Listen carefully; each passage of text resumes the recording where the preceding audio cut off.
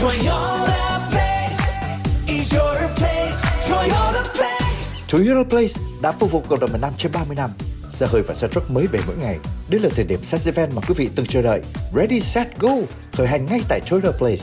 Đó là sự tiết kiệm không ngờ trên hầu hết các kiểu xe nổi tiếng như Camry, Corolla, RAV4, Tacoma, Highlander, Tundra. Chúng tôi đều có ở giá quý vị muốn, payment quý vị mong. Đừng chờ đợi nữa, hãy đến để lựa chọn và đặt ngay cho mình một chiếc xe hơi mới, truck hoặc SUV. Hãy đến để xem một dàn xe cũ trong kho. Toyota Place là nơi để lựa chọn, tiết kiệm, payment thấp và dễ dàng tài trợ, tiết kiệm như chưa từng có trước đây. 4.99% tiền lời lên đến 60 tháng trên các xe Toyota nổi tiếng như 2025 RAV4 Gas, Corolla Gas và xe hoàn toàn mới 2025 Camry Hybrid. Đừng trả giá quá cao cho chiếc xe Toyota kế tiếp của quý vị. Trước khi mua, hãy tham khảo với chúng tôi ngay hôm nay để có giá đặc biệt ở số 1888-371-1155 để tiết kiệm. Toyota Place ngay sát Freeway 22 Exit Bucharest, thành phố Gary Grove trong vùng Little Saigon, hoặc vào trang mạng toyotaplace.com. Toyota Place is your place. Let's go places.